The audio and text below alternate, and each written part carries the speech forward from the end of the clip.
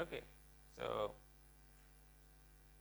what I want to do today is kind of like a continuation of last time, in the sense that we want some applications of Hensel's lemma, and the applications will be to polynomial factorization, and our example will be factorization of xn minus 1 and positive integer. And this is a very special polynomial, because if I have, suppose I have two roots, suppose I have two roots r and r prime are roots of x n minus 1, then r prime, if I raise it to power n, I get minus 1 is r to the n, r prime to the n, minus 1, which is 0. So if I have two roots, their product is also a root. Similarly, 1 is a root, and r minus 1 is a root, and its product with 1 is 1. So this is multiplicative inverse of r, and from here it will also satisfy the same equation. So the roots of xn minus 1 form a group.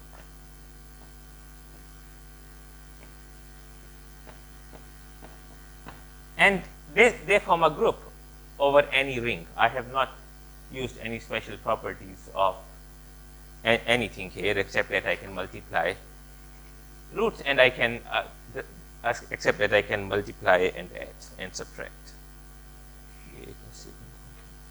So they form a group. And so the simplest case is when we have a field. So we want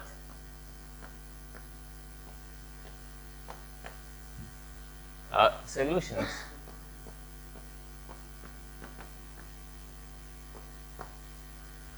to xn minus 1 over a field.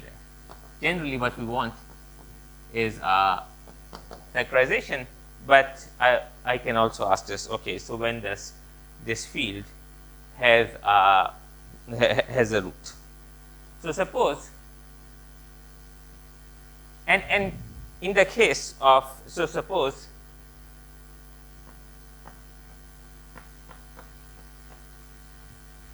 I have an element xi n and f, and psi n has multiplicative orders.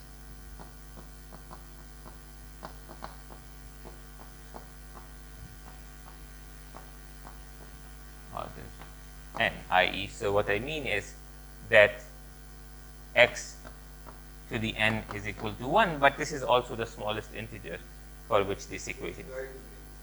Yes, psi to the n.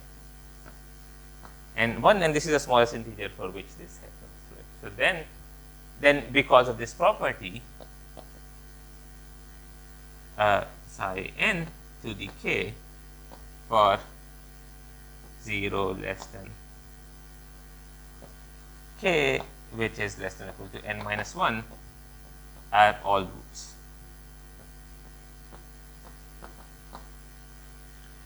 And over fields, polynomials have unique factorization. So what I can see is xn minus 1 is equal to x minus psi n to the power 0. So this is just 1, x minus 1, so on, and x minus So all of these are roots. I have a degree n polynomial with n roots, so I have a factorization. And so for any field, the question whether this polynomial has roots is equivalent to has n roots is equivalent to finding one element which has order n. And so we want to ask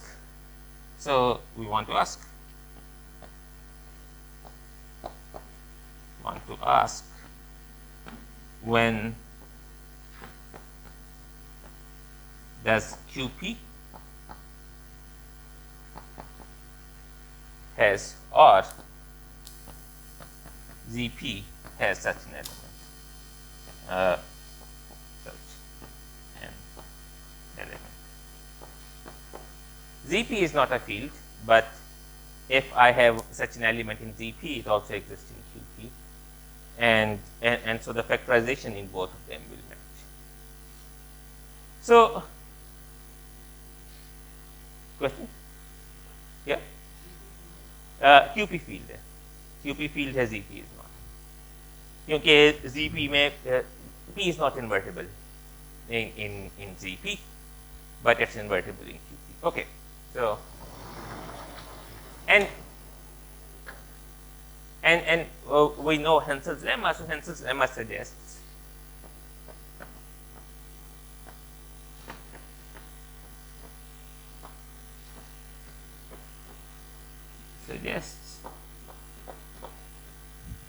we try to find roots in FP. So if I have roots in FP and those roots are unique, in this case they are necessarily unique, I have an element of order 1, then I should be able to lift them to ZP.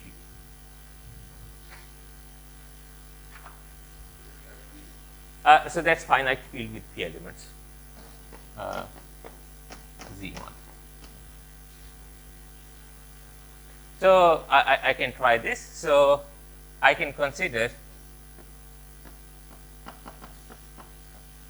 the f star p, which is just the by definition fp except 0. So it's the group of all invertible elements in FP. This is the group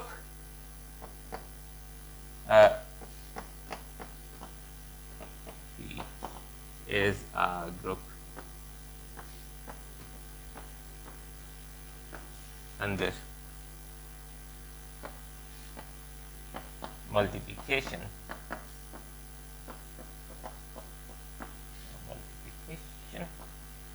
of order p minus 1. So it has all the FP has p elements. There is one missing, so it has order p minus 1. So and this is a group, and this is a finite abelian group. So if n divides p minus 1, so n is a factor of this, there is an element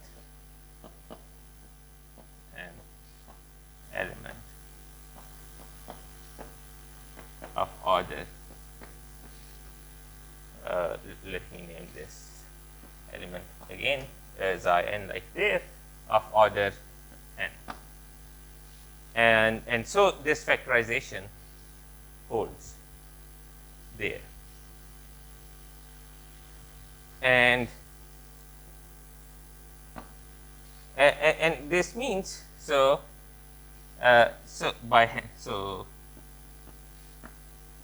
and k are n roots of x n minus 1, and by Hensel's lemma they lift to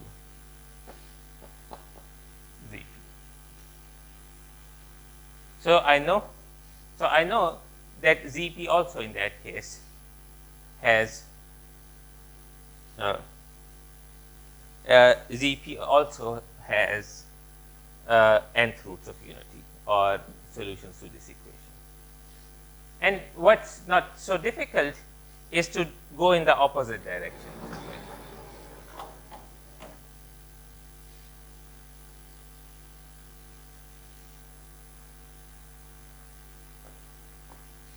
So suppose ZP has n roots of n minus of not x to the n minus 1, then n roots. So they left two ZP, and let's name them, let's call them xi bar n to the k. So xi n to the k lifts to xi bar n to the k. So when this has, then I can use the mod p reduction map n roots of minus 1, which I label again xi bar n to the k.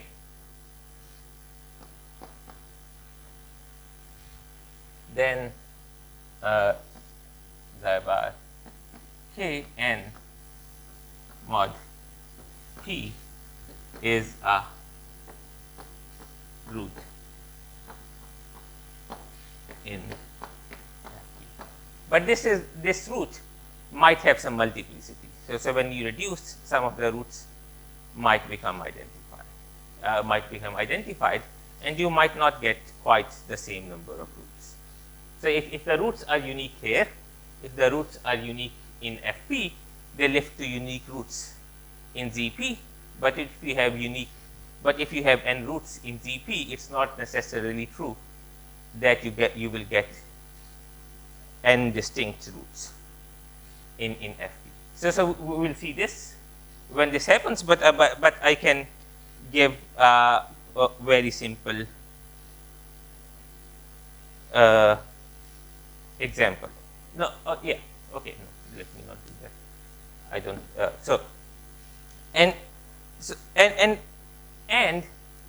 So what can also happen is roots is a root in FP, but might have some multiplicity.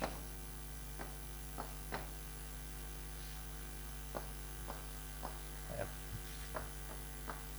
some multiplicity. So this is something that we'll have to take into account. So the converse of this does not hold. But let's look kind of like what this means with some examples. So one example we did was last time was x squared plus 1, right? So x squared plus 1, this polynomial is related to, this means that x4 minus 1 is x squared is equal to minus 1, which means that x4 is equal to 1. So the solutions to these equations are related to the polynomial we are considering, right? So x4 minus 1 is x minus 1, x plus 1, and then x squared minus 1. So these are integer roots. So they will be roots mod p. They will also be p-adic roots. So these are always there. The question is what happens to x squared plus 1. And what this argument tells us, that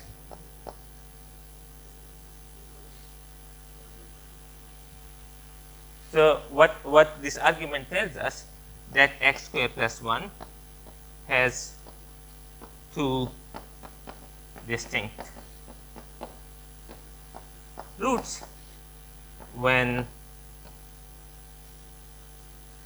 when p minus 1 is equal to 0 mod 4. So this is what we obtained last time, that if p is 1 mod 4, this thing has solutions mod p. So this is kind of, but without giving much of an argument. So now we can just see that if p is equal to 1 mod 4, x squared plus 1 factorizes. So I have some analog of I in my field, both QP and GP. And if p is equal to 3 mod 4, then x squared plus 1 is irreducible. And so the last case that's left is what is the case of p is equal to 2. And at p is equal to 2, something weird happens. Maybe not too weird, but slightly weird at least.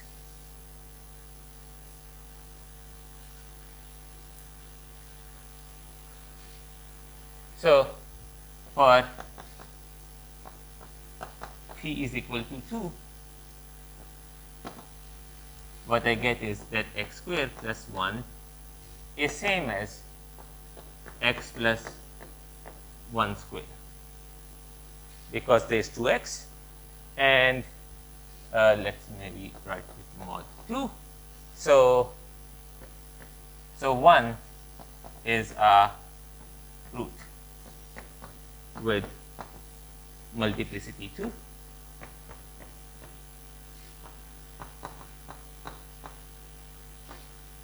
And in this case, this lifts, so this root, so Hansel's lemma is not going to work. So we do not know whether this root lifts to some p-adic root or not, and the answer is not, but I will not try to show this at least yet.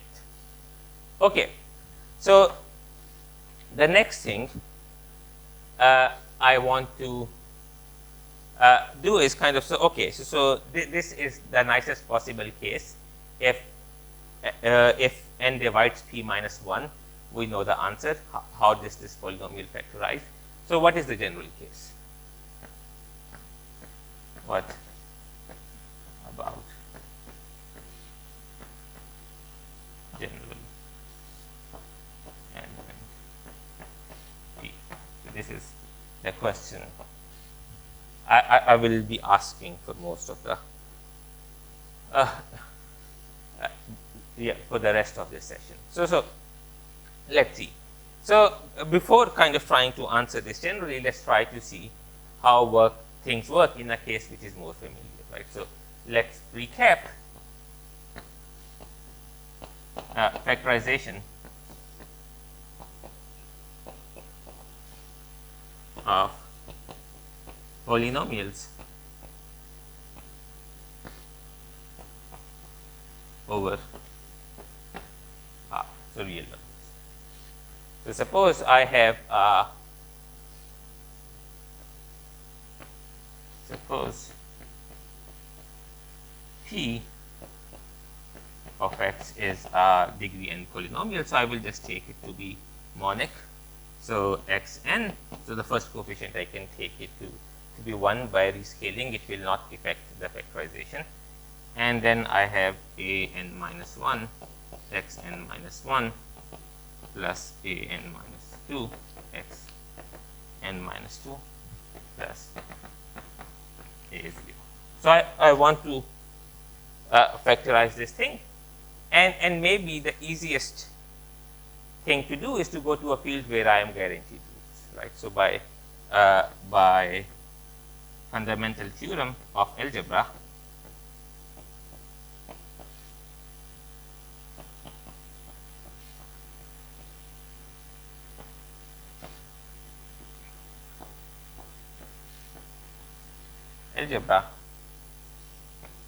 p, since it's also a complex, I can also consider it a complex polynomial. Real numbers are complex numbers too. So p has n complex roots.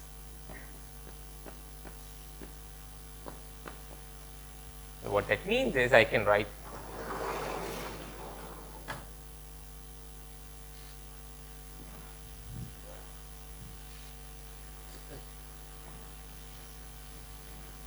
So what that means is that I'm guaranteed a factorization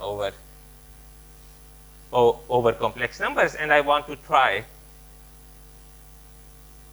to turn that factorization into a factorization over real numbers. So p of x can be written as, let's say, x minus r1, x minus r2, so on, x minus rn. So rn are the n roots, and what I can do is I can consider this polynomial. So let's say,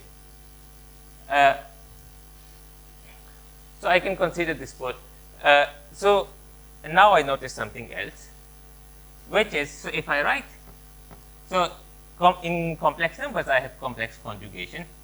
So if I do the complex conjugation of this polynomial, what I get is xn, x star to the n plus an. So an minus 1 is real number, so you get an minus 1, x star n minus 1 plus an minus 2. Again, this is a real number, so I don't need to change anything. Star n minus 2 and plus so on plus a0. And this is just the same polynomial, but with the variable getting conjugated. So if p of r is equal to 0, this means that the conjugate is equal to 0, which means p of r star is equal to 0. Right? So this is kind of, I guess, high school stuff. So if r is a root, then r star is also a root. And so if r is r star, then x minus r, so r is real, and x minus r is a real factor.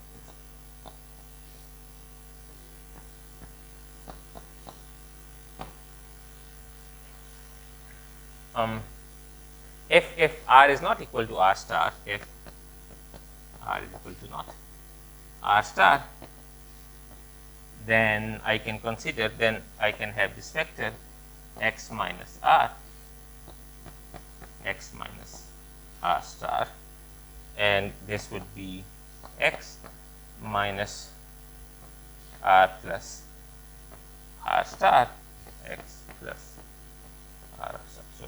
So this is just the real part of r.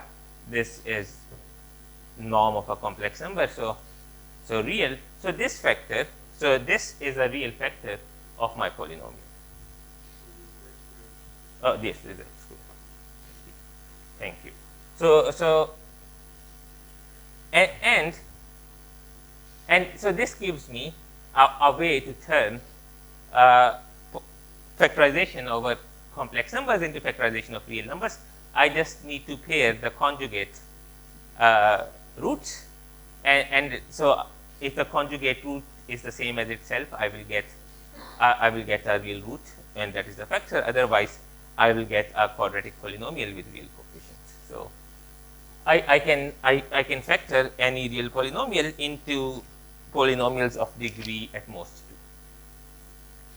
And so this is something that we want to generalize. So we kind of maybe try to look at this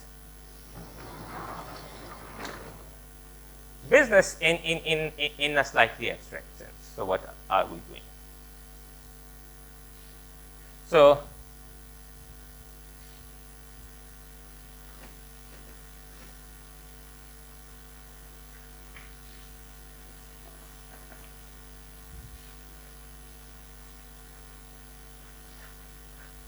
what I have is two fields.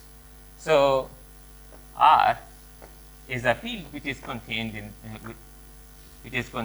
in C. So we also say like C is a field extension of R. And what I can do is I can consider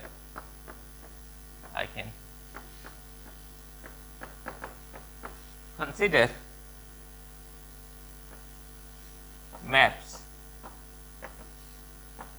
from So let me call this map F such that they preserve the addition and multiplication, such that f of x plus y, if x and y are any complex numbers, is f of x plus f of y, and f of x y is f of x, f of y. So I want to look into such maps which turn complex numbers into complex numbers, and they preserve addition and multiplication. So since any complex number z is x plus I y, I can, so this is a linear map, and I can consider, so the map f g, yes. So I can, the map f can be is completely determined by f of 1 and f of I. So I'm just saying, okay, so this is a two-dimensional vector space over real numbers, and this property, this is what this property tells me. So and there are two basis vectors, 1 and I, and if I know what the map is on these, I know what the map is on the all complex numbers. And this basically tells me, so if I look at this, then f of 1 times I is f of 1 times f of I. And this tells me that f of I is 1 times f of I, and this will tell me that f of 1 is 1. So the only non-trivial thing is what happens to I. See? Okay. So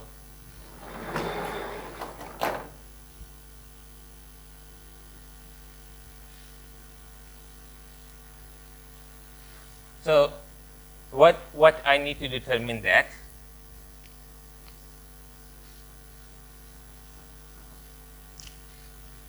is just this. So I still need to impose. So what happens when I do f of I times I, and this should be, so this thing is -1. So f of -1 is equal to f of I squared, and this is just -1. So f of I squared is -1. So I can write f of I generally as a plus ib. So this is the most general answer I can have. And what this tells me is that a plus ib squared is equal to -1. And this means that a square minus b square plus I 2i ab is equal to -1. So that here this tells me, so there is no complex I here. So this means a times b is 0. So a is equal to 0 or b is equal to 0. And this will tell me that a is equal to 0 and b. So a is equal to 0, and the possibilities for b are plus minus 1. So I get two maps. So there is identity map. Oh no, not plus minus I. So I get two maps. There is identity, which just sends any complex number to complex number, and then there is this conjugation which corresponds to b is equal to -1, which sends x plus iy to x minus iy. And what's important for us is that I can compose, so I have two maps, I can compose them and the composition is also easy. Identity times identity is identity. Identity times star is star, and similarly star times identity and star times star is identity. So I can conjugate twice and get back to the original answer. So what this tells me that these maps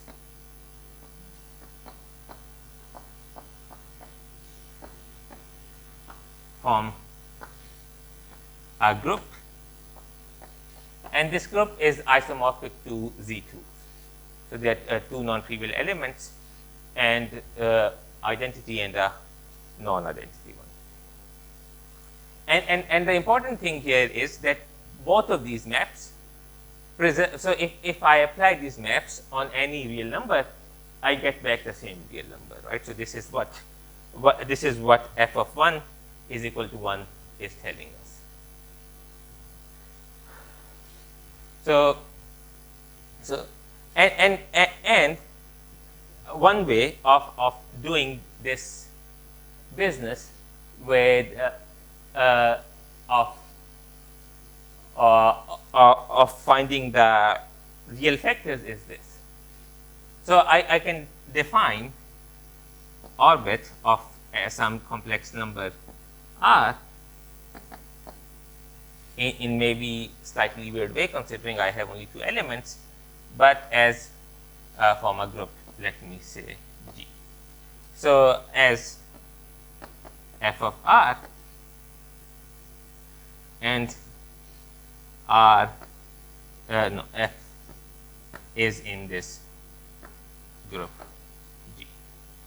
So if r is real, then I will get both identity and star will give me back the same answer. So this set will consist of an element. If r is not real, it consists of two elements. And what I can do is I can just say, okay, the irreducible factors over reals are I take the product over this orbit of x minus f of r, where f of r is the root. So I'm taking the product over all the orbits. R is the root. O is an orbit. So I take the product over all the roots in the orbit, and that thing has to be, by definition, a real thing, because the only thing that this group preserves are the real numbers. So this is kind of thing that we want to generalize. So we want to generalize this process, and we will do this in a few steps like this.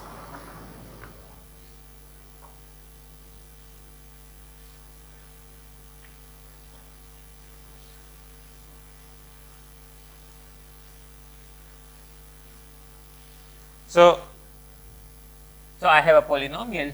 So task is factorize a polynomial p over a field f. So the first step will be to do something like analog of what we did to go to complex numbers. So one is find a field E which contains the starting field F, and in which P splits into linear factors. So we have to find such a field. We will come later to how to find this.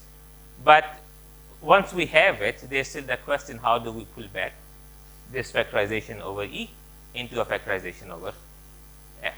So we have to mimic this step. So what I can do is, so 2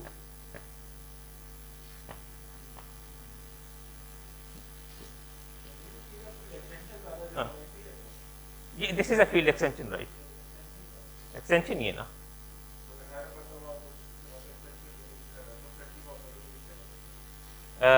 But no, extension is a subfield, right?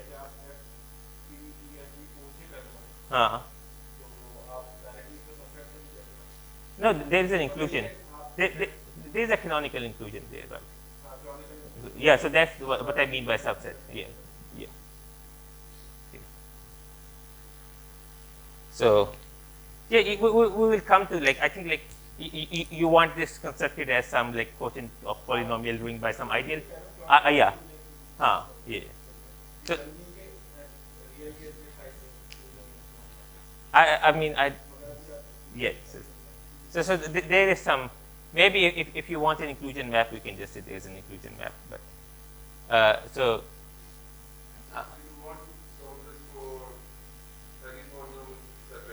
Yeah. Yes.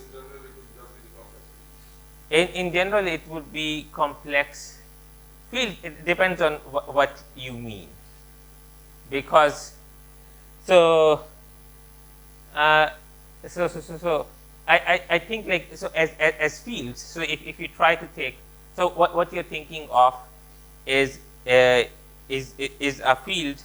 What's the name? So a field which is algebraically closed. But if you try to get the algebraic closure of p-adic numbers, for example, you get some infinite dimensional field. I think topologically it's same as complex numbers, but I don't think it's same as complex numbers as a field. So the field structure is still different. Okay. So I find some field which I would like, for my own sake, to be as small as possible, in which this happens. So this will be the goal, and this can be constructed very explicitly, and we will come back to it later.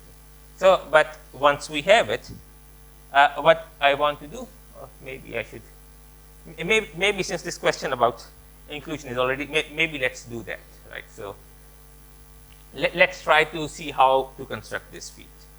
So what I want to do is, so F is a field,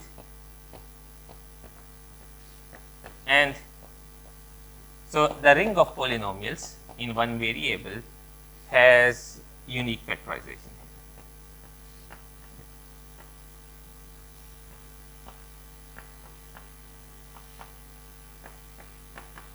Okay. So the first thing I want to show is, so if I is any ideal of f of x, then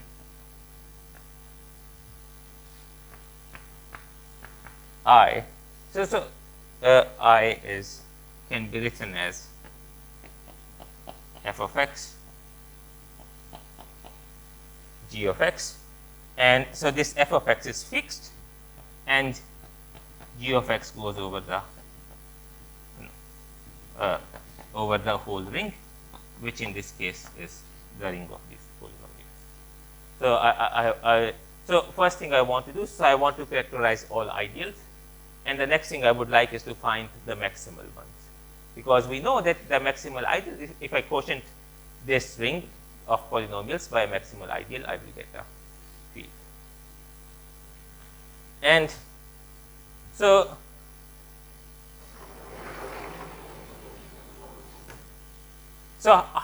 why does this happen? And the answer is more or less polynomial long division. Right? So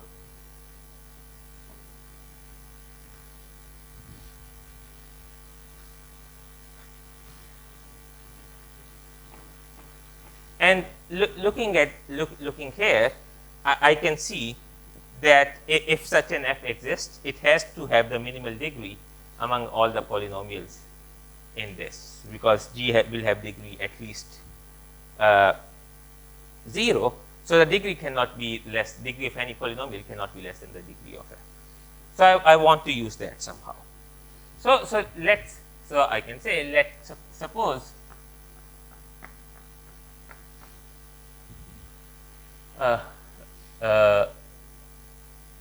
suppose the degree, suppose the lowest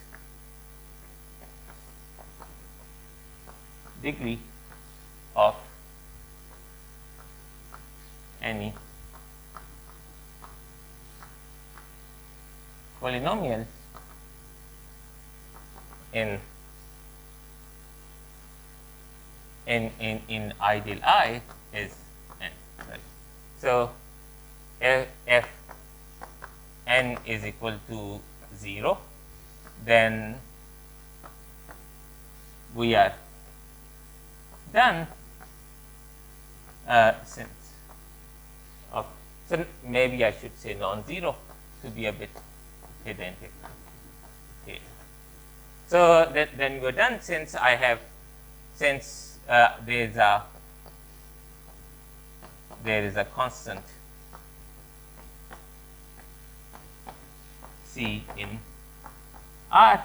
This C is invertible, so I can divide it by 1 over C.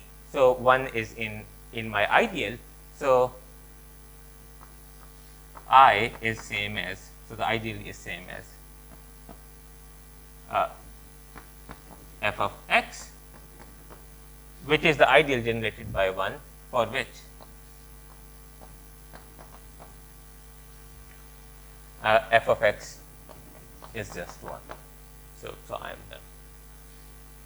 done. So next, what I would like to show is, so next, if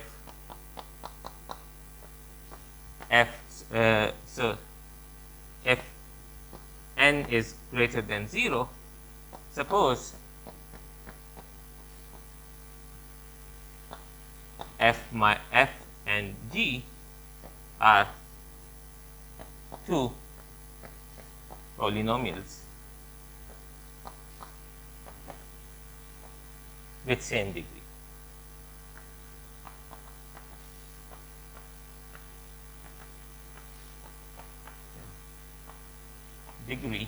And without losing any generality, I can say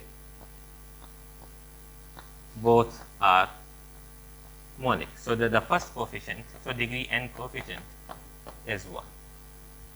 So I can just divide them by the coefficient of degree n to get a monic one. Then f minus g has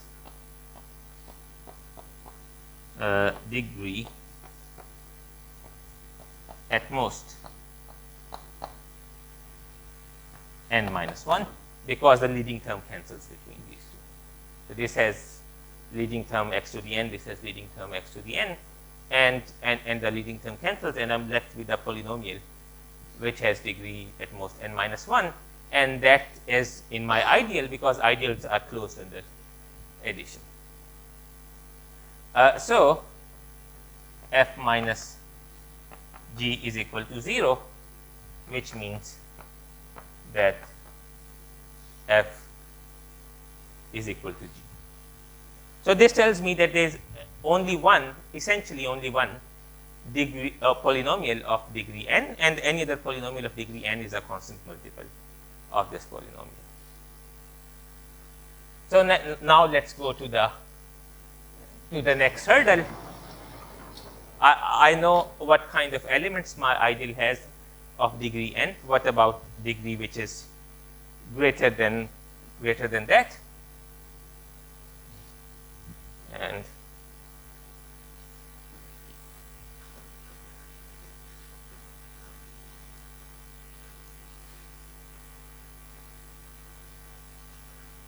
so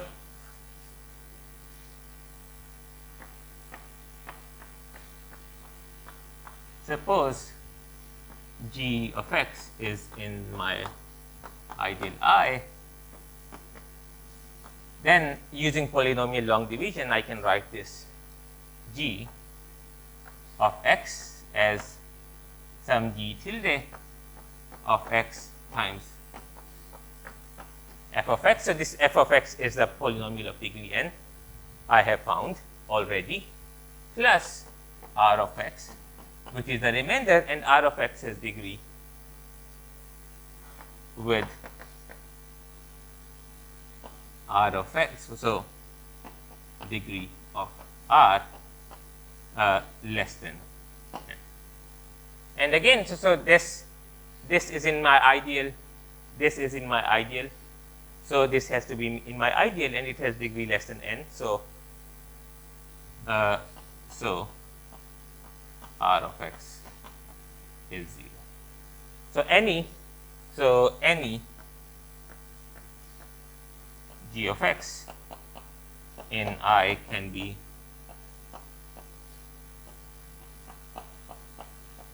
written as g tilde x f of x, and this is what I wanted to show, that there is, for every ideal there is this element. This is not unique, but the non-uniqueness is basically the multiplication by constants. So we are quite happy. Okay, so I have shown this. So now I want to find the maximal ones. So the maximal ideals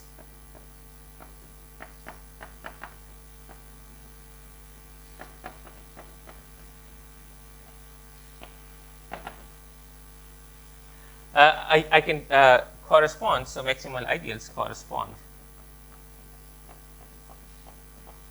to f of x irreducible.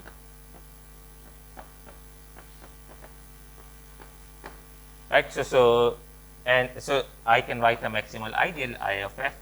So I will use this notation, and maybe I should just write I of f here to remember this correspond to f of x reducible. So suppose this if is not maximal, then there is g, so another polynomial such that ig contains, no, not is not contained by, but contains if. Right, and what does this contained statement means? It means that I can write f as product of g within another polynomial.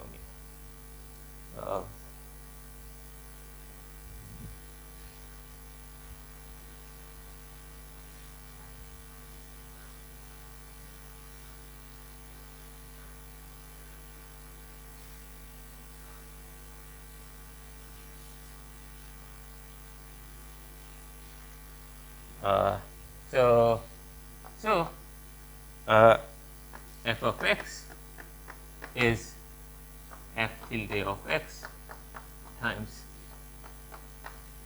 g of x, and if both of them have degree bigger than 1 or bigger than or equal to 1, then this means f is not irreducible. So f degree of f, degree of tilde, and degree of g is bigger than 0, then f is not irreducible. So we are done. So if must be maximal.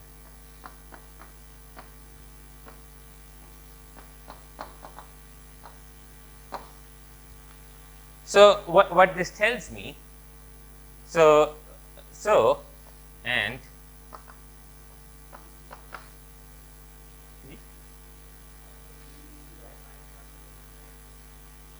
नहीं, at least n होगी ना, f और g कौन से वाली यहाँ f की degree है, या it can be at most. In this case अगर ऐसी फैक्टराइजेशन होती है, it will be at most n minus 1. But if both are greater than 0, I have some non-trivial factorization, and that cannot happen because f is irreducible by definition. So the maximal ideals are the ones that correspond to irreducible irreducible polynomials. And this is like kind of very similar to how in last class what we did with Z mod P, right? So there the maximal ideals are those that are generated by prime numbers. So the maximal ideals in integers are generated by prime numbers. And what this is telling you is that irreducible polynomials are kind of like prime numbers of polynomials over fields. If it's not a field, this thing does not work, because at many places we had to divide by a constant. And if we cannot divide, this procedure does not work. Okay. And okay, so I have, so this must be maximal, and so I have, so IF is a field for for F irreducible.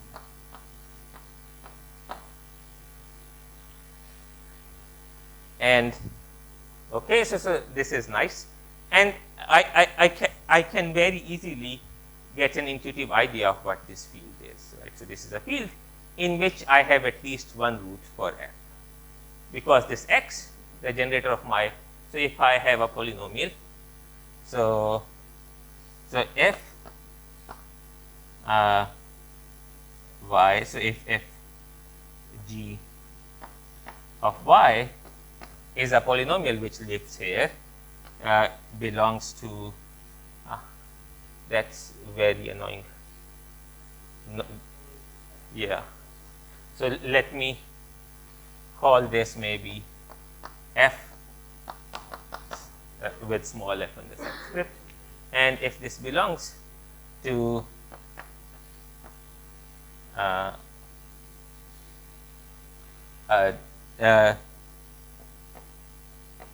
so let's suppose p of y. So, oh, maybe I should before that. So there is a canonical inclusion. So now there is a canonical inclusion. Is a canonical inclusion of f in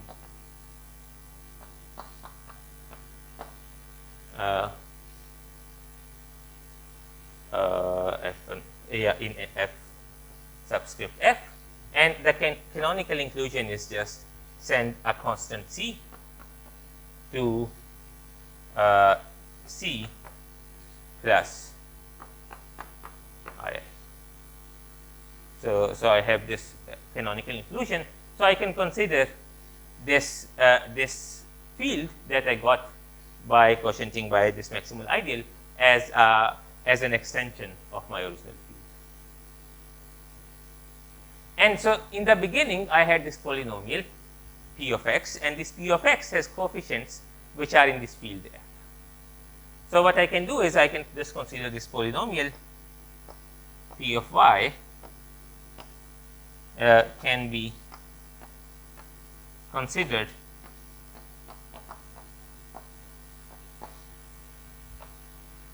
polynomial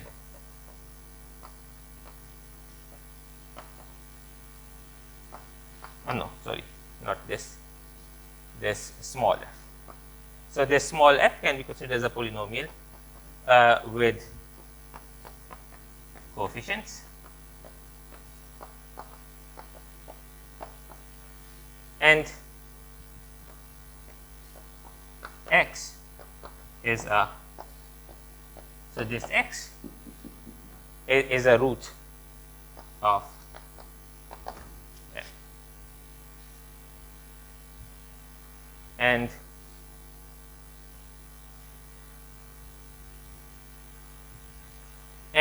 what's more is that this, for the cases we will consider, this will turn out to be a field in which f splits linearly.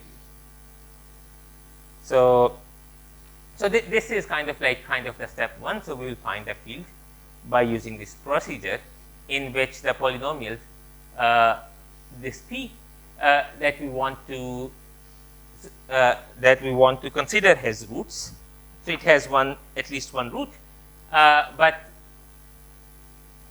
it can be shown, and I will not be able to, that this has that this field has actually n roots. Okay, so let me kind of finish the task by saying, so this is just this field. So E is by definition f of psi. So let me give a different name, modded out by the ideal generated by P. Okay.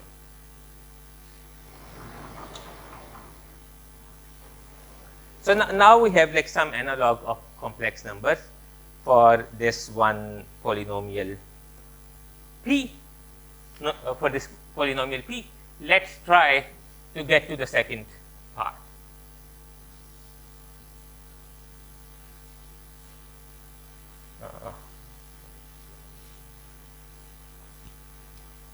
So in yeah.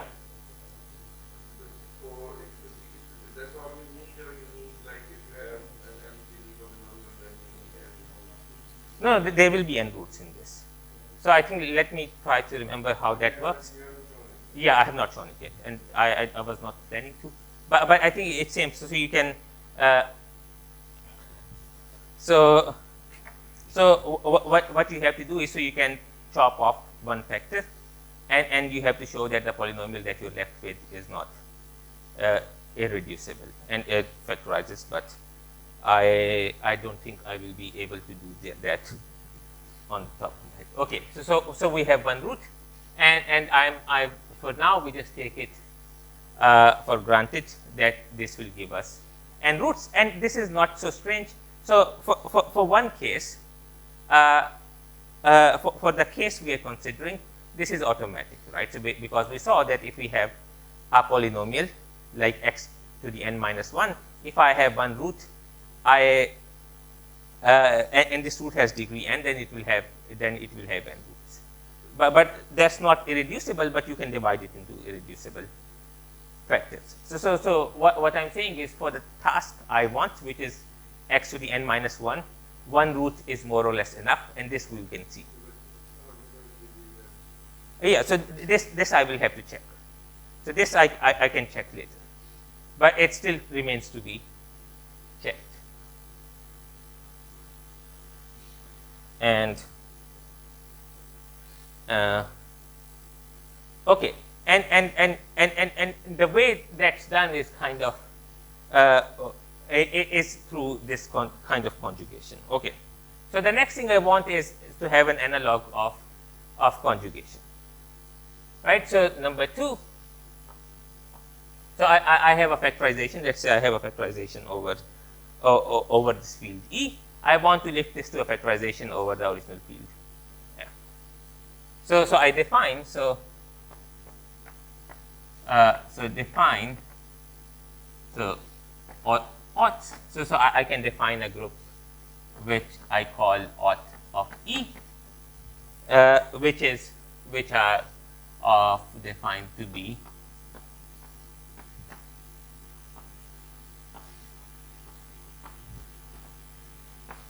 the group of maps. So let me call them by some other letters. Maybe I will just call them lambda. Lambda E2 E. And these satisfy again the properties that lambda of x plus y is lambda of x plus lambda of y, and lambda of xy is lambda of x times lambda of y. It's E. lambda is just a map. There's no, it's not a polynomial. It's just any map that satisfies this. And these form a group. So this forms a group under composition of maps, because identity is such a map that's easy to check, and I require them to be invertible by definition of to be group of, yeah, I should write invertible. So I take all invertible maps like this, and I get this group out of E. So there's a subgroup. So gal. So why you do this? Because you said that you found a root which is of order n.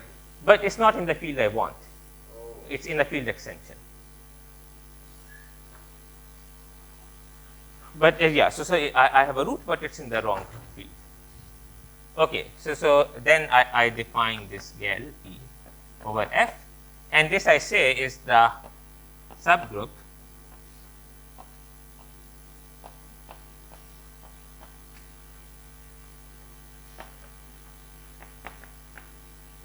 consisting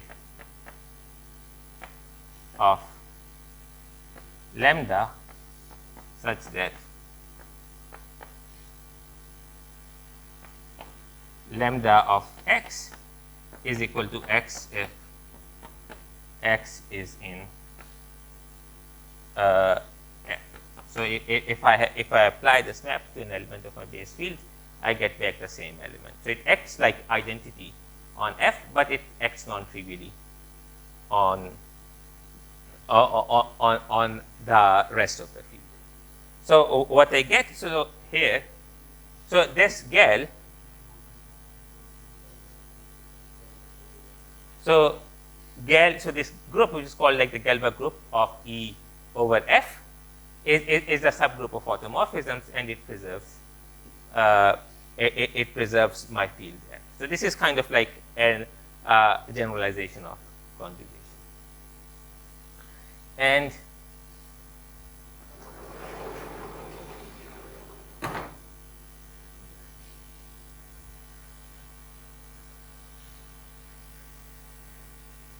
so I will need to like do some to state some facts about this Gelbach group without giving much of a proof.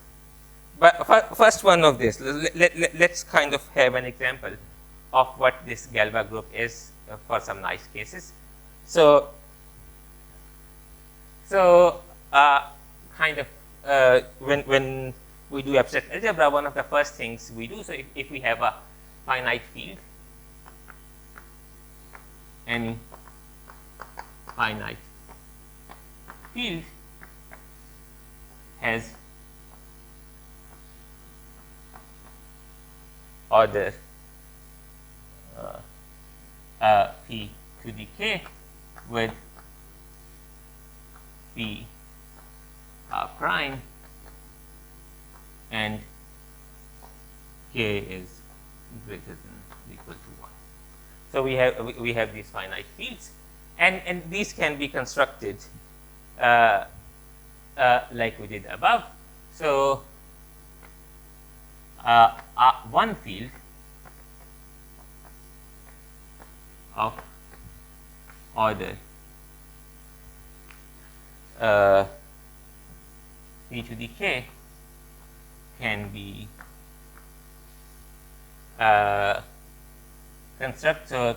constructed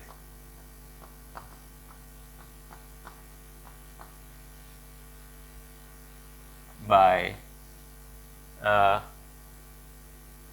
finding a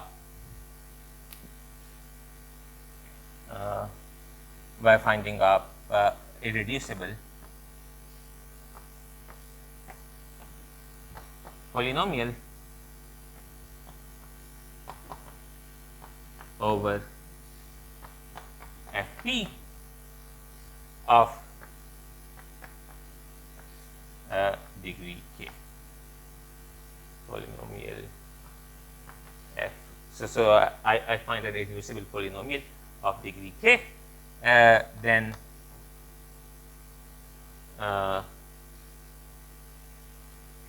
degree k or k plus, yeah, no, okay, yeah, k, I think so. So then, let me stick with psi mod f as order p. And it's kind of, so if we have any, so that's like one construction, but if we have any such field, its Galois group can be found almost by disregarding the construction at all. And the way it works is this. So since, so I can just consider, maybe in the beginning I can consider, suppose E is a field of order p square. And here there is like kind of like a very natural canonical inclusion inside this field of fp, right? So E, so there is an inclusion, is an inclusion of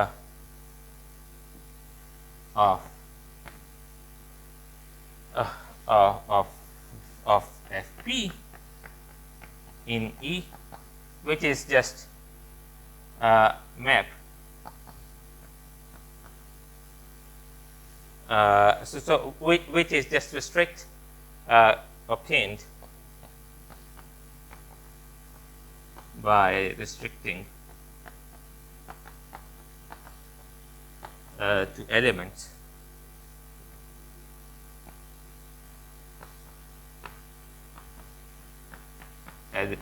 so whose additive order is p. So I have a group under addition whose order is p square. At most I will have some elements which have order p, others which have order p square. And so this is maybe not so well defined generally, but no, yeah. So there is this, and now what I can do is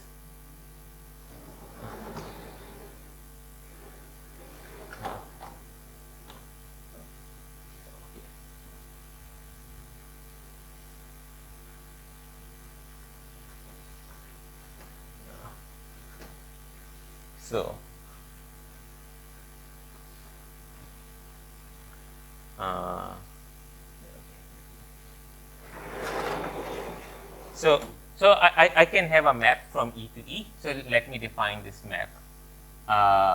Prob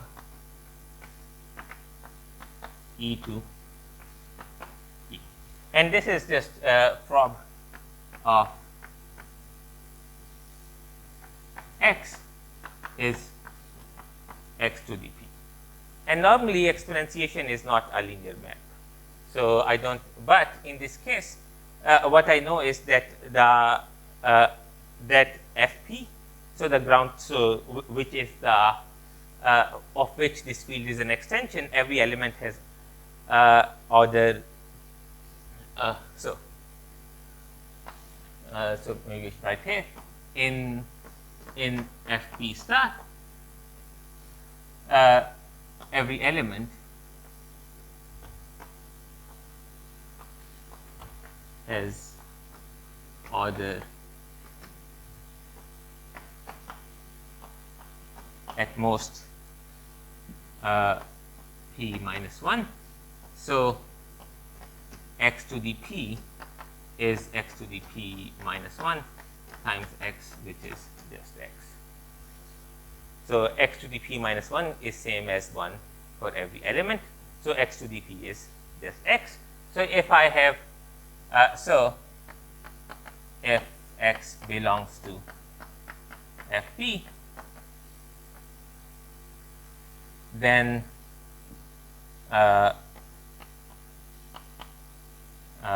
x plus y to p, I can expand this using binomial coefficients, I0 to p, p choose I, and x to the p, y to the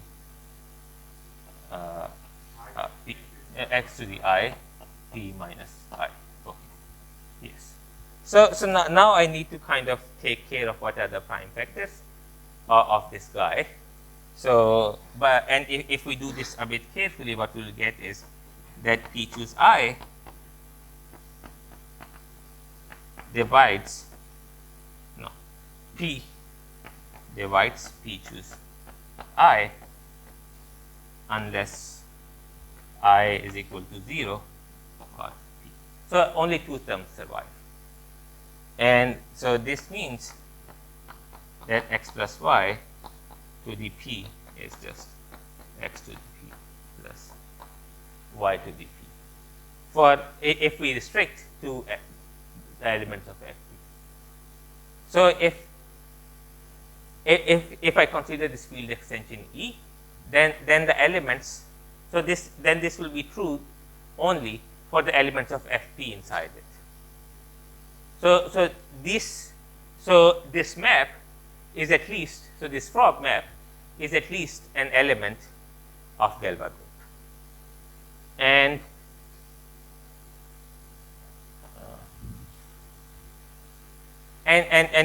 to prove, and it's also, so in fact this will turn out to be generator of Galois group. So in the case of field of order p square, it is the only non-trivial map. So the Galois group is again Z mod 2, consisting of identity and frog. So if I have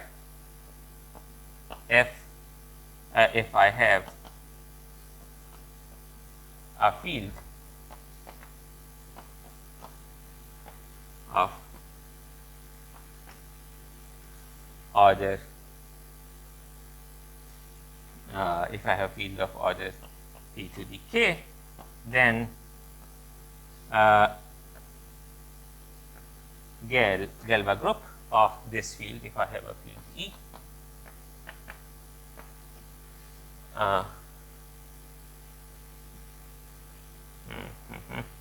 of E and Galois group of E over Fp is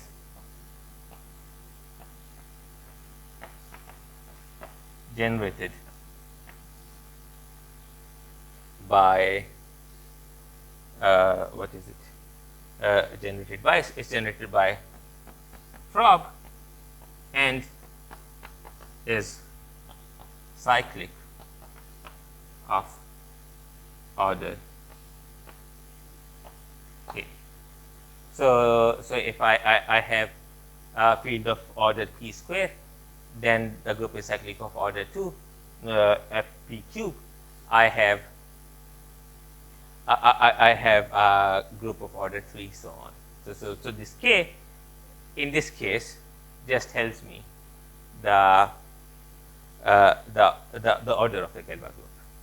So and now I can come back. So our story is not complete, but at least I can come back a bit to the polynomial x to the n minus 1.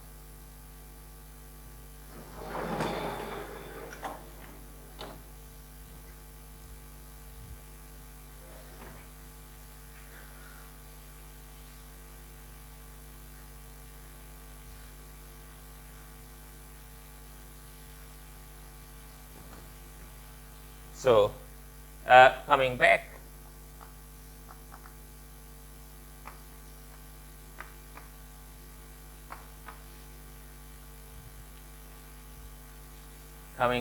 to n minus, coming back to x to the n minus 1. So what I want to do is the question I want to ask is there a field extension of Fp which has elements of order n, right? So is there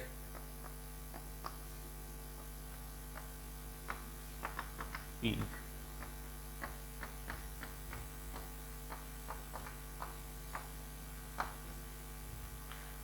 is there a field extension of Fp which has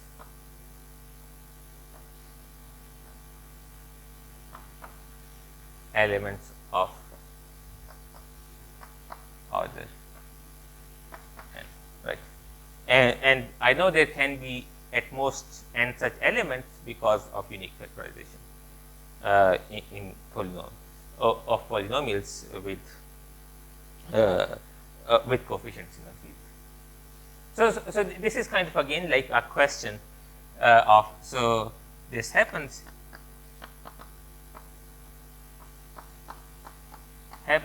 if there is a k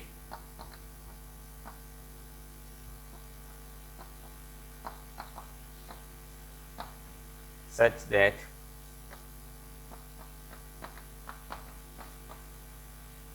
n divides p to the k minus 1. Right. So I have a field of order p to the k. All the elements except 0 form a group. So the multiplicative, the group of invertible elements has order p to the k minus 1.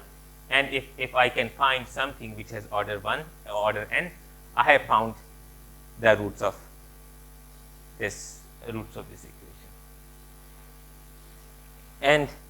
And this, so again, so this is kind of showing when this happens is kind of like a simple application of Fermat's the Chinese remainder theorem, right? So or Bezout's identity. And what I can see is, so if n does not divide p, if n does not divide p, some such k exists. So if p if n divides p, then I'm out of luck. But otherwise, I can find such thing. And so there is a field. So in this case, I am almost kind of like as long as in this case, as long as a field of order p to the a field of such order exists, I'm guaranteed that my polynomial will split there. And this is like even without any construction. But the thing I need the construction for is that I want it as a field extension of my my field f, and that I can do most clearly by quotienting the ring of polynomials by some maximal idea. So this is so in this case at least we have what we want at this stage for a finite field, and the hope is, and this is what actually happens, that some version of Hansel's lemma works to lift these roots to some extension of p-adic numbers. So it's not going to be a root. If this k is bigger than 1, this is not going to be a root in p-adic numbers, but in some extension of p-adic numbers. Okay.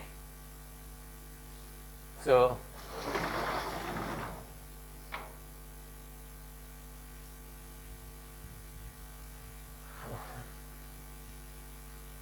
okay, so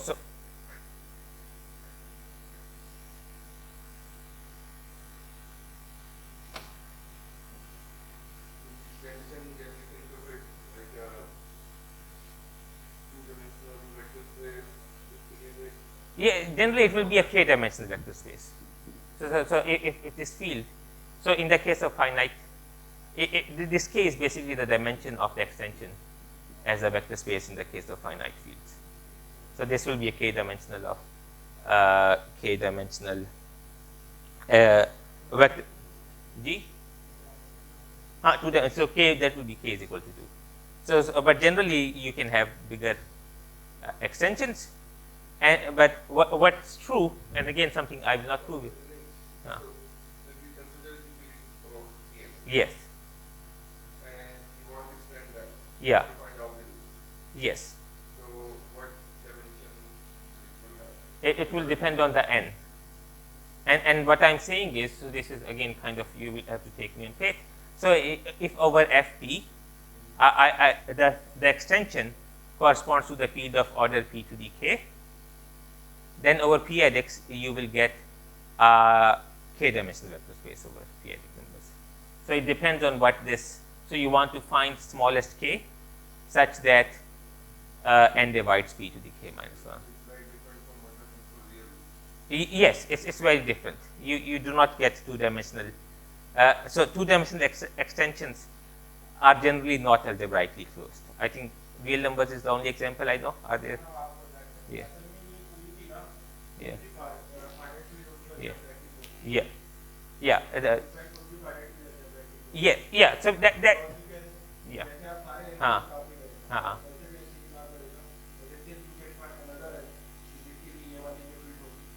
So no. So yeah, but there's still kind of relation between p-adics and like p-adics and fp are very, very closely related, especially in factorization due to Hensel's lemma and the generalization. Yeah. So every root. This is actually like.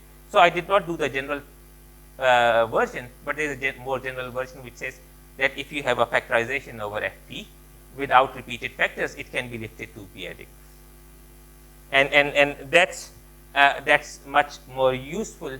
But I did not prove this. Okay. Anyhow, so normally, yeah. So as Junaid is saying, so over fp, there is an irreducible polynomial of degree k for every k. So this is not true for real numbers. The maximal degree is 2, and this is what it means that you cannot have a finite dimensional extension of fp which is algebraically closed. So the algebraically closed thing is infinite dimensional as a vector space over fp. Okay. So where was I? Oh yeah. So we have this group which is called Gelba group, and now the next thing I want to do is to use it. The algebraically closed version is infinite dimensional. Yes. f of p नहीं है.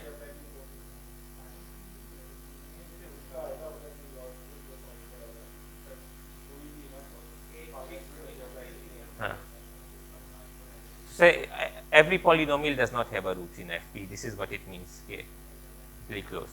Yeah. Okay. So yeah. So let's. So I have a factorization over this into linear factors over this field E. Now I want to pull it back to a factorization over f. So over E. So over E, my P splits as product I is equal to 1 to n x minus Ri. So I have Ri roots, and I want to know what are the factors over. I want to know what are the factors over f. Right? So there are some factors I can write down. So I will define as before. Define the orbit of a root R to be the set of all elements that you can reach from R by applying some element of Gelba group. So f of R and R belongs to no, f belongs to Gelba group of B over. So and so what I know, so maybe before that, but I should have, so if P, so there is a trivial kind of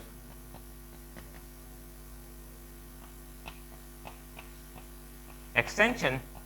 So there is a trivial extension of the action of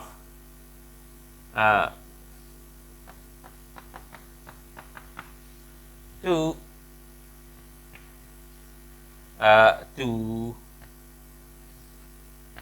the polynomials in one variable over f, and this is just okay. You just transform the coefficients. Right? There's nothing more to do, and this this is kind of this action is good. It behaves as you expect under addition and multiplication.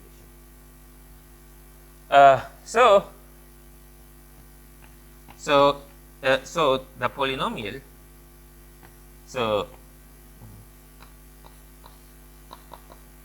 Polynomial in which I take the product of linear factors corresponding to the whole orbit will be a polynomial in F. So polynomial, so R prime R in the orbit x minus R prime, this will belongs to the polynomials over F. So I'm saying, so this is kind of like the analog of what we did for complex numbers, multiply the root by its conjugate, and in this case these R primes are called the Galois conjugates of R, and what I'm saying is multiply them all, multiply all these vectors which corresponds to Galois conjugates, and if you apply, so if you apply an element of Galois group to this thing, it will just permute these roots R prime. So we will get something which is fixed under the action of Galois group, and that's almost enough, but not quite, right? So the question is, can there be some bigger field, which is can there be some field which is bigger than my field F, but which is invariant under the action of the whole Galois group? So what I have is something.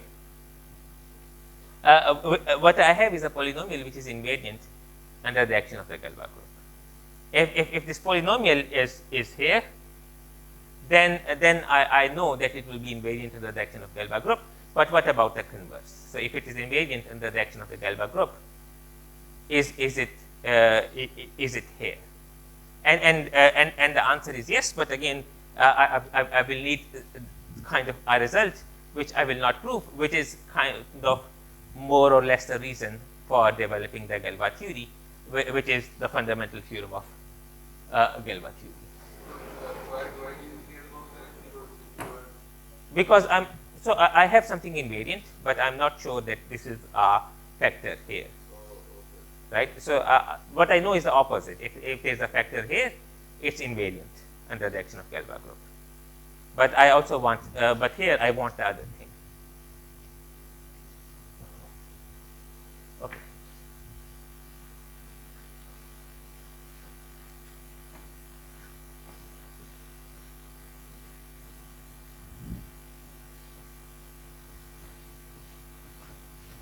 So there is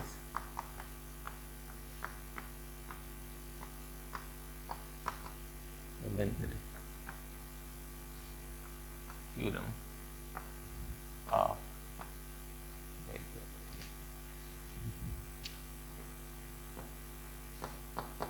Galois theory, and what it says is there is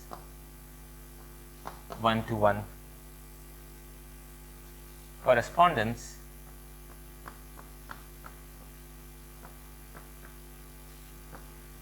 between subgroups of Galois group of E over F and sub-extensions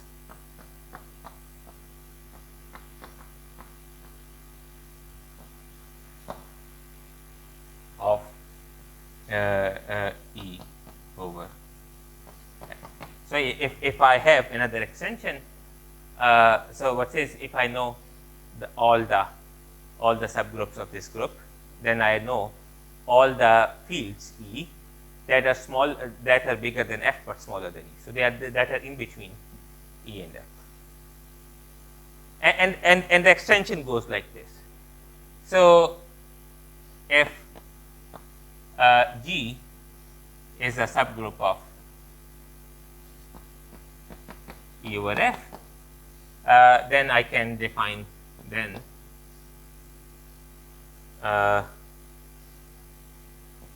the set of all elements X such that let me see, G of X is equal to X if G is in this subgroup is a field which I will just say Fg, and the correspondence says just assign to this group G this field, right? So no, so this X is so X is in the big field. So X is in the big field, and I take all the elements in the big field which is invariant under this subgroup, and that forms the field, and which we'll call Fg. So for example, the simplest case is, so G is equal to just the identity map, and the only thing that's so if I have only the identity field, the whole E is invariant. So F identity is E, and F of the whole. So the field which is invariant under the whole Galois group, E mod F, Galois group of E over F, is this field F itself.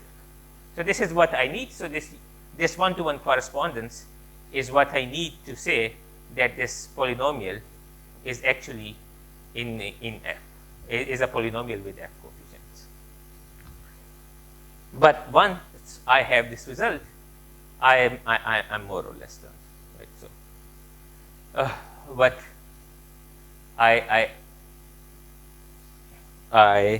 yeah. So what I get is, in this case, yeah. So these are my these are factors here. The only thing left is if they are irreducible. So maybe these are factors. So these are factors over F, but they might not be reducible over F. They might be reducible over F. And so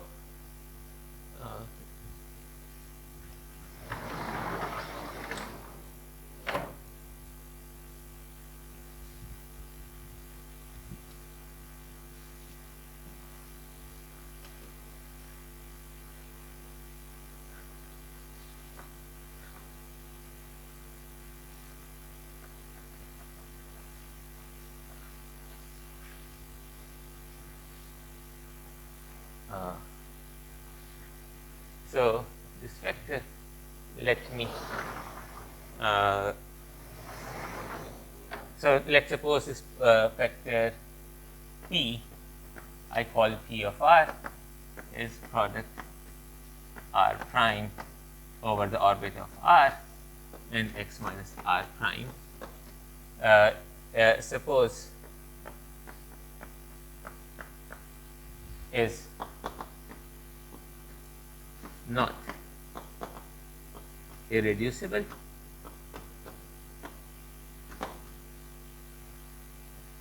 then I can again P R of x is maybe P tilde R of x Q tilde R of x, and I know, and this thing still has to have the same factorization over the field E.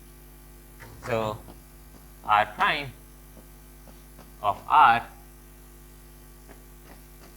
x minus R prime. So some of the roots are now here, some of the roots are now here, and but these roots will not be invariant under the action of the Galois group, because otherwise that's just saying that my orbit was shorter than what I got there. So since orbit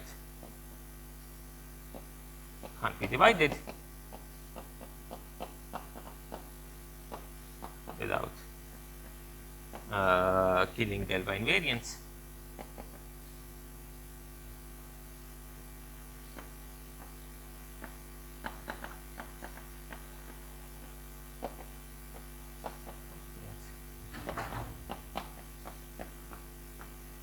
This is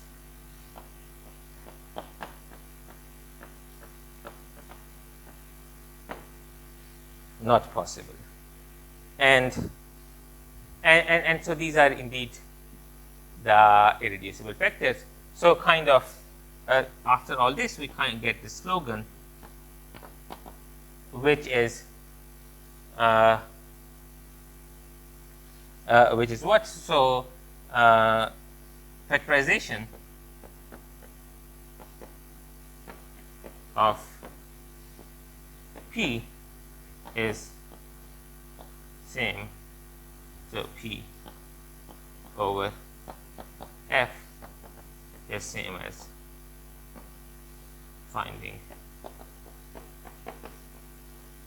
the Galois group of an extension which is F of psi mod P as an extension of F.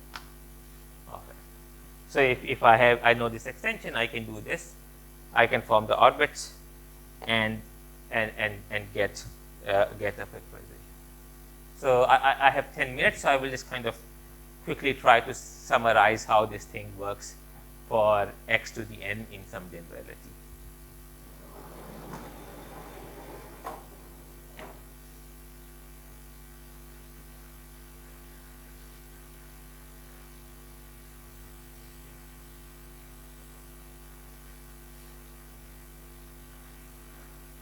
So they are kind of like in the end more or less three fields involved. The one is Q. So over Q, x to the n minus 1 splits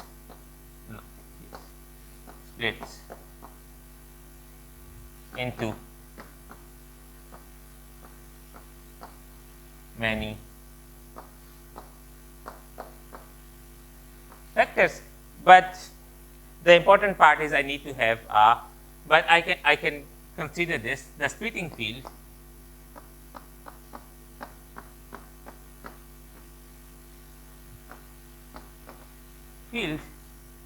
has 1 nth root of unity, so it has n with n is equal to 1 over Q. So the splitting field. So IE. So the splitting field phi. So yeah, there are many factors, and I don't want to describe them explicitly because it's a bit annoying because it's over Q. Field extension जो है no, but this is not a irreducible polynomial. So the splitting field instead in this case I can just say can be described. So the splitting field over has like, so I need to add like splitting field has 1 root, this psi, I will just call it psi n. So this has something which is order n, and this where I can take this psi n to be just exponential of 2 pi I over n. So I can just pick this complex root, say that I add this to my field. So I add this to complex two rational numbers. So I have like 2-dimensional vector space, but I will also need to add all the multiples, all the powers of this. But it is enough. So It is. You mean with extension, not in Q. No, but it splits here. So there are factors here. So like 1 is a factor. So 1 is a factor here. So kind of just remember, so maybe x minus 4 is x minus 1, x plus 1, x square plus 1. So if I want to do my construction with a maximal ideal, I need to pick this guy. So I need to get rid of all these. I need to get rid of the other factors. So this, so I need to quotient by this, not by this, because this thing will not generate a maximal ideal. But there is always some such polynomial. But so it is enough to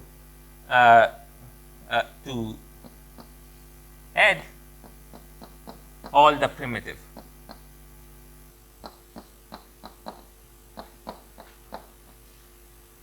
roots, so which are basically powers of this thing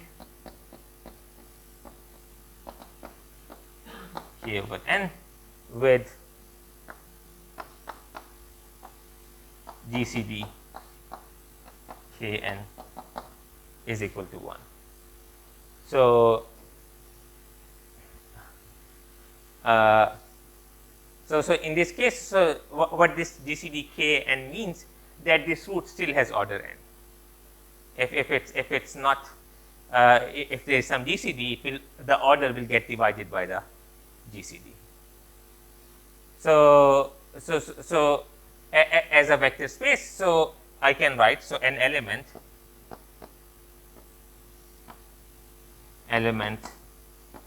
of the field in which of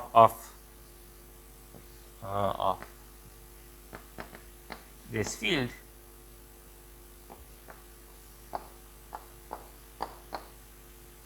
looks like some Q0 plus so Q1 exponential of 2 pi I over n plus Q2 exponential of 2 pi I over n. I don't, okay. So now I have, so whatever the next, let me write it. Yeah. Yeah, yes. So let me just sum over Qk xi n. So it as a vector space over Q, it has the same dimension as the number of elements which are less than n and co-prime to n. And there is a Gelbach group, and so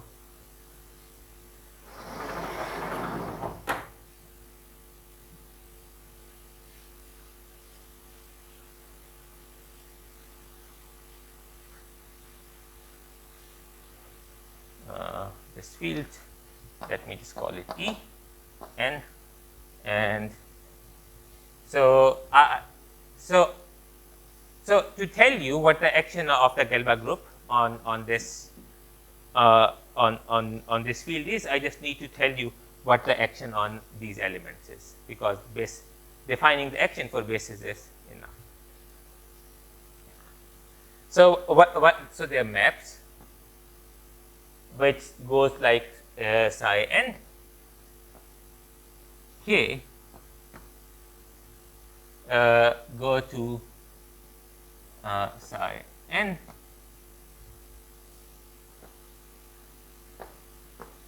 k to the L with, let me call, so this, let's say lambda L, and these maps go like this.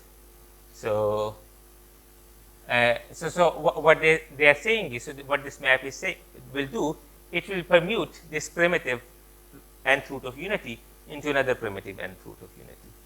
and that requires, so with GCD NL to be 1. So this thing obviously preserves the base, preserves Q, because 1 goes to 1, and which corresponds to k is equal to 0. So 1 goes to 1, but the other elements get permuted into each other. So and I can check. So lambda L composed with lambda L prime will just give me lambda LL prime, where with LL prime corresponds to Zn star. So this is the group of invertible elements of integers mod n. So the groups, yeah. So basically the set of, which is basically the set of these elements with L less than n, which satisfies GCD and L is 1.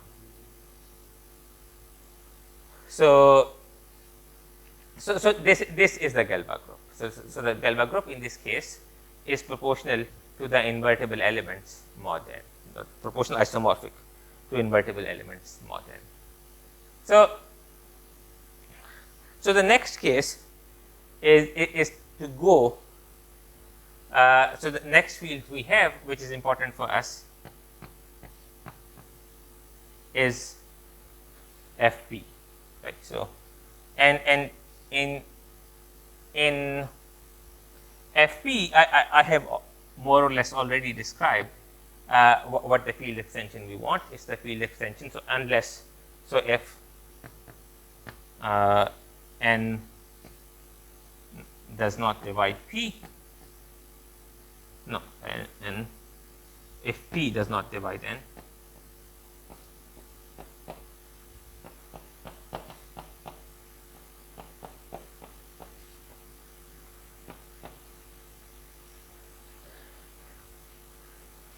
divide n, then I need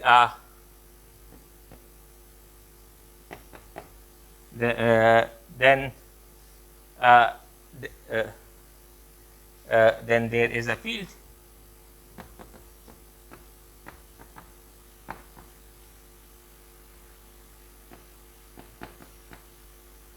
then there's a field with what's the number with nth roots of unity.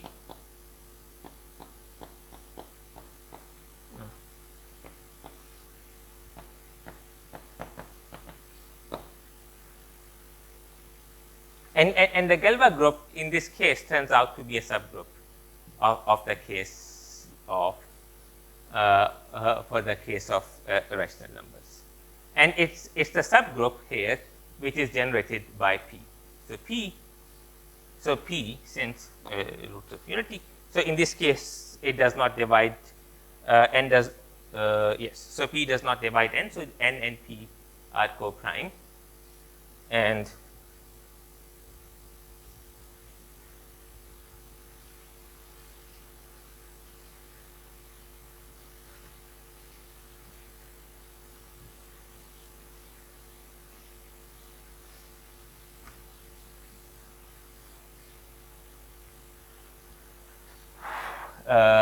so there is a group of unit sense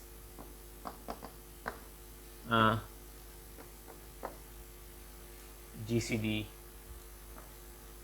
of n P is equal to 1. We can consider P is in Zn star, and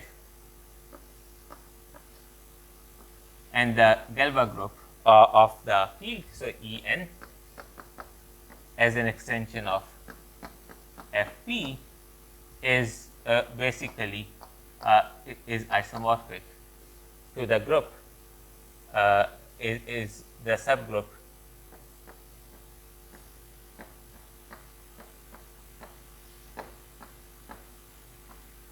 generated by P inside this. And this kind of comes from, this is basically a version of Frobenius morphism, but written in, so this will be exactly be the Frobenius morphism in the splitting field. And in this case, so because of Hensel's lemma, or actually the generalizations that we did not discuss, so En Fp is isomorphic to Galois group of, let's say, so E bar, just to indicate going to p-adics, N over QP. So whatever factorization happens here, that will lift to p-adic numbers, and so the Galois groups will be the same, because Galois group is telling you exactly how the factorization will look like in that field. So the only case that's left is the case left is when P is a factor of n.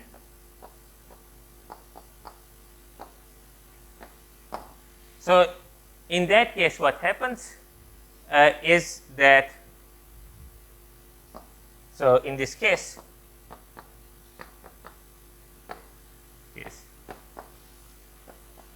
there are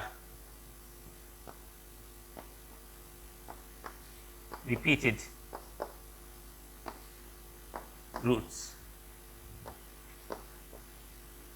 over Fp, or maybe so over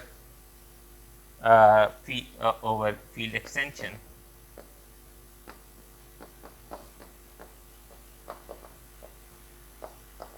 of Fp, where x minus n, x to the n minus 1 splits completely.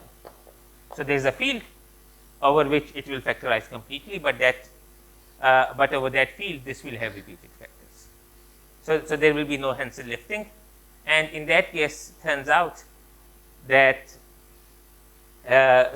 it turns out that the Galois group is actually the same as over rationals. No, it's not the same. No, it's not the same as over rationals. It's still this one. So it's still the one that, no, it is the same as over rationals. Yeah, so it's the same as over rationals, but over Fp it's much smaller, and because of these repeated factors. So I guess I will stop here and